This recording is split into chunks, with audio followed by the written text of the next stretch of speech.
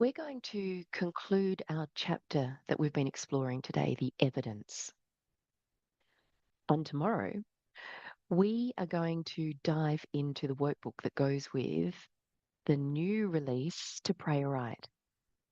There's nothing more valuable than the practical application, the practical way, the practical living, if you will.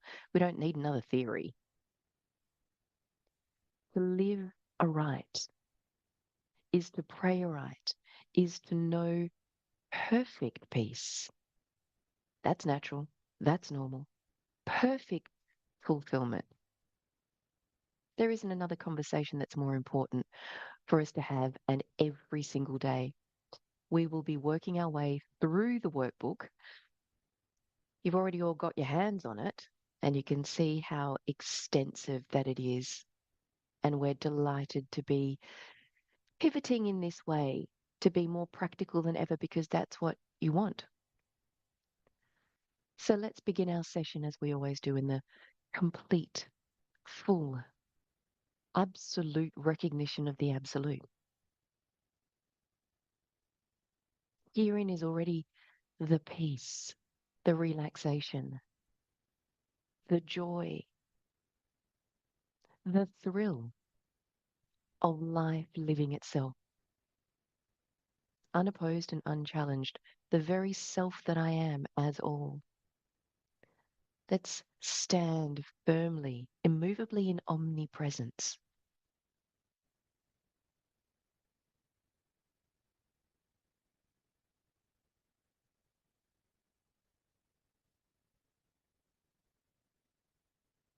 Not just as a thought,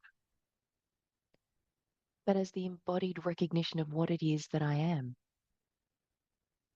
because we've faced the choiceless choice. Fact is fact. Fiction is no more.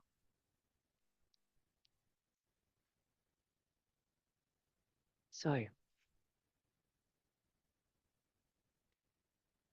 let us continue to read and remember to pause with anything that resonates with you and fill out your handout so that you are increasingly deferring to the wisdom I am, turning away entirely from man whose breath is in his nostrils, abiding in the secret place of the Most High is the way of living. What is this word that is made flesh? Who and what is this word that appears among us? What is this word that even appears to be, but is not, a temporary born identity with a temporary body of matter?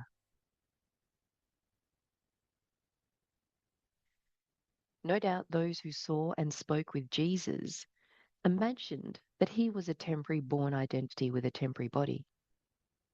But Jesus knew better than to be deceived, as do you. Standing firmly in that reality that is the constants, more real than anything that we might have once assumed to be some kind of separate substance.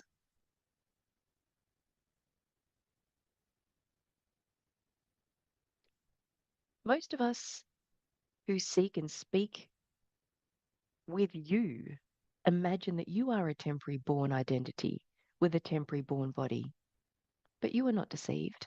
You can't be deceived. When you have the facts, you have the facts. When you know how to add, you can add. When you have the principle of life, the very operating manual, if you will, to live aright, you can. It's really that simple. Let's not complexify. I think the word is complicate, but we do love complexify. Now, one may ask, is this word appearing as a human being? No, no, no. Nevertheless, this word is here. It is manifested. Who and what is the manifestation of the word that is with God, as the very word that is God? You. You, beloved, you are the word. Every I is the same I. No exceptions. There's no specialness here. We're not standing on ceremony. We don't revere a body or someone. No one has special ordination. The fact that you have life, the fact that you know I when you say I, is the gift fully given that is the gift of heaven, of all, of completeness, of wholeness. You, every single one of you is the word. You are every word of truth that you can ever read, hear, write, speak, allow, reveal. You are the very presence of the word that is God. Put off thy shoes from thy feet, for the place where thou standest is holy ground. Holy ground is I. That's why wherever I am, I stand on holy ground. There is only holy ground. Awareness is holy ground. Sacred already. Divine, if you will. But we don't like to use that word too much because it's become very trendy and pseudo and kitsch and nonsense. We're here to be genuine, practical, real, completely out of the arrogance of misassumption through misidentification. Yes, right where you are, aware of being this moment, is holy ground. Now, I, here, holy ground. And you can never be apart from it. You can't rip yourself away from I. You've always been standing on holy ground. You are holy and completely God. But I am that you are. That I am. Conscious awareness. Pure, pristine, immaculate, spirit, perfection, eternality, infinity, revealing itself to itself as itself. This is the I am self that you are. You are absolute, living, constant perfection, revealing itself as its manifestation of itself right here and now. There is but one self for you to be. You are not two. You've never been two. Just one undivided, infinite one. When I realize this is repetition, I'm preaching to the choir because you aren't accepting a theory here. You have validated this through the recognition of the changeless facts that are in evidence right where you are, where I is. We don't need another theory. Just what you can prove and validate. You aren't meant to be a follower because there isn't a leader.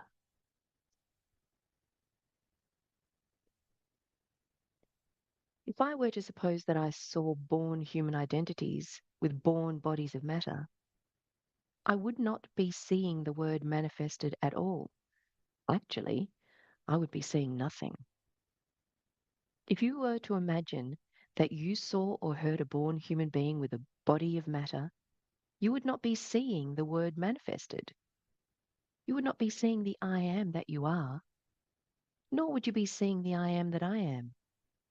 If it seemed that all you could see was a person, man born, with breath in his nostrils, you would be seeing nothing at all.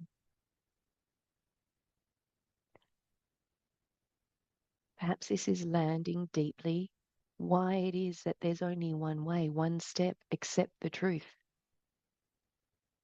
To try and fix, manage, solve, manipulate what is nothing is time wasting. It really only leads to that tolerance for pain threshold that is, I'm so blinking frustrated, I'm done. A bit like Buddha, who tried everything and then sat down, somewhat in despair, to discover I was always what I was seeking.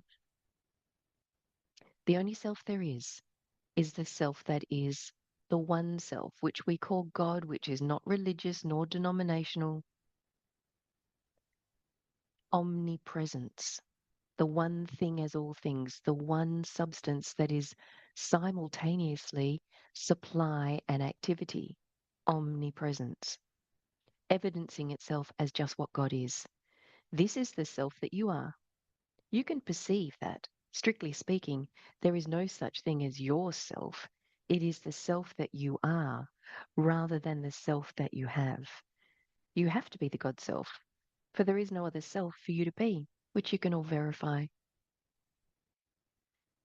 In the New Testament of our Bible, there are many references to everlasting life. This word everlasting really means just what it says. It means something that lasts forever. It means without beginning, change, or ending. That's what you are. The one substance that is all, that is infinite, that is eternal, that has no beginning and end. Where there is life, there can't be death. It means the life that is God, being this life right here, eternally, forever. Invulnerable, incorruptible, untouchable, impenetrable, impermeable, indivisible. This life that you are right here is everlasting. This life is the life that endures forever and eternally. But this is not all that it means.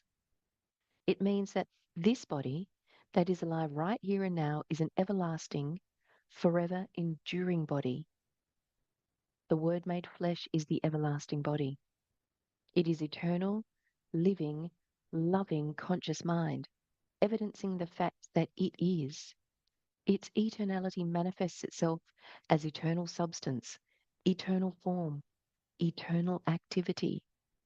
Remember to pause if you need to and use the prompts on your handout for your daily work to really recognize and realize the fact that consciousness that I have is what I am, and where this is really arising from, and where the source of all is, so that you can live entirely, completely, fully, perfectly self-sustained and self-maintained.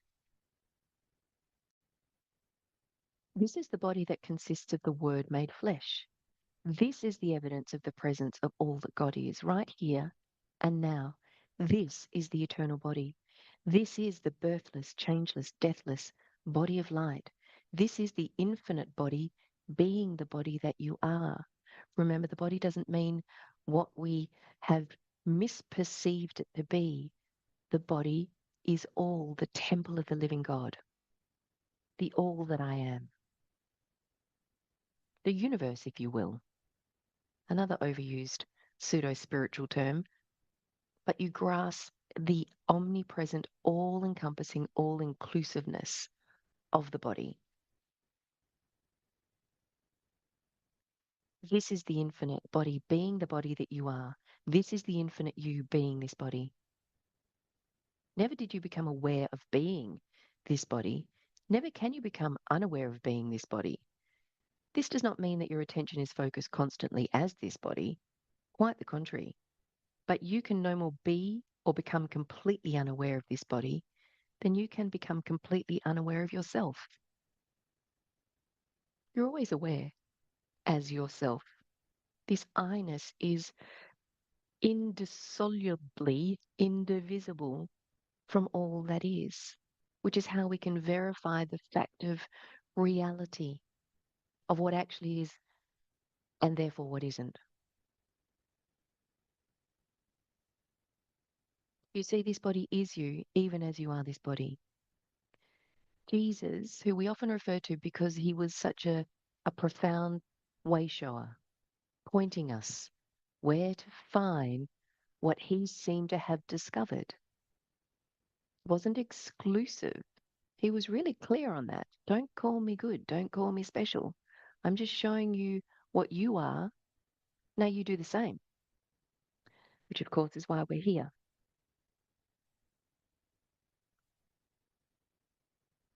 Jesus walked and talked with those about him as the Word made flesh.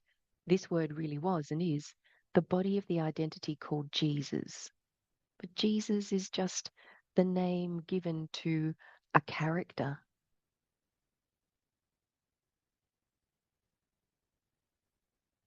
It was necessary for the people to see the body of Jesus so he could really be the living demonstration. Although it is true that they did not actually see his everlasting body as it is, yet the body they saw was, as far as they were concerned, the evidence of the fact that Jesus was an identity. Had his body not appeared in a way that they could understand, they would have had no evidence of his existence. Nonetheless, Jesus knew and knows the eternality of his body. In like manner, it is necessary for those about you to be able to see something that they imagine to be your body. Even this appearance of body fulfills a certain purpose. But you are not deceived. You know that the everlasting body, comprised of living, conscious, loving mind, is this body right here. There can be no fall from grace. There is no one substance suddenly becoming another substance operating under different laws. That's not possible. That's really why the trick of misidentification can be so compelling, and few there be that will walk the way to discover the truth. You know that the everlasting body, comprised of living, conscious, loving mind, is this body right here. You know that even though this body may appear to be temporal and material, this body is eternal, indestructible, and imperishable. The universal is the specific. Do we recall this from the unobstructed universal eye? Now, this is not theory. You are then required and invited to validate this. You are not a follower of information, but a liver of embodied truth. Yet at the present, it sometimes seems necessary for this glorious body to appear as something other than it is. Of course, as your friends occasionally see you, they will comment upon how much better or younger you are looking, but you will not be flattered or deceived by these statements. You will simply know that the body that you genuinely are is evidenced. And this is as it should be, and this is why we're getting into to pray aright, to live aright, to live desirelessly. In other words, to live completely fulfilled. There is nothing that can keep this body that you have and are from revealing and manifesting itself as what it is. Beloved, there is nothing in existence that can possibly prevent this body, that is the Word made flesh, from being the evidence of that which it is, that which it has always been, and that which it will eternally be. Yes, you, the Word made flesh, a God manifested, God evidence. Let's put this plainly, because this is not arrogance. This is the height of humility. The one thing is the only thing. This is the acceptance of the absolute, the acceptance of fact, the end of arguing with what is. You know that God can only manifest itself as God. Life can only manifest itself as life. God is consciousness, not an anthropomorphic being that has some power over anything else, but as the one omnipresent, omnipotent omniscience. So you, the Word made flesh, are the very evidence, the manifestation that is God manifesting itself, consciousness aware as itself, God evidencing itself as what God is. You are not a separate you. You are the manifest presence of the power that is God. You are the evidence of the presence that is God. God is not a purposeless God. God is mind, intelligence, And intelligence must have a purpose in being and can never act unintelligently. God fulfills its purpose by being the evidence of itself, and you are this evidence. The fact that I have life is the proof. If we look, we will discover that no egg and sperm, however they seem to come together, is responsible for what I actually is. So let us go a step further. What are you? Are you not just what God is? The law of omnipresence, when we look, when we unpack that treasure, is obvious and leads to natural, normal, unchallenged life in perfect peace and harmony. And of course, the abundance that everyone goes gaga nuts over. You know that you could not even exist if you were other than God being God, yet God being all there is of you. Thus, you know that you, the very evidence of the fact that God is, are the very presence of God, evidencing itself as just what God is. From this fact, you can perceive the indisputable truth that the universal you that you are really is evidenced as the you that you are right here and now. One and the same. There's not two of us, two eyes, multiple eyes. This is what it means to be the I that I am. This is the true meaning of the statement, I am that I am. Even so, you will realize that only because God is can you be. You've never been lost, beloved. Seeking is no true activity and it's never happened. I am found. I can only be what I am and never anything else. Yet you will also perceive the truth that if there were no you, there would be no God. You are necessary to the manifestation of the presence that is God. You, right here and now, are essential to the evidence of the fact that you, the boundless, immeasurable infinity you really are. Again, we're not taking a leap of crazy faith here, but standing on the rock solid foundation of reality that I can verify. And we do so, remember, by recognizing the constants, which is omnipresence, which is, of course, omnipotence and omniscience in omni-action. Beloved, this is what you are. This is what you have always been and will ever be. So we can rejoice in this truth and forever be the evidence of the fact that the boundless, infinite, universal I am that you eternally are really is manifested. And this is why we will be pivoting tomorrow, because the tangible, manifested experience of truth, that is the awareness of what it is that I am, is reality.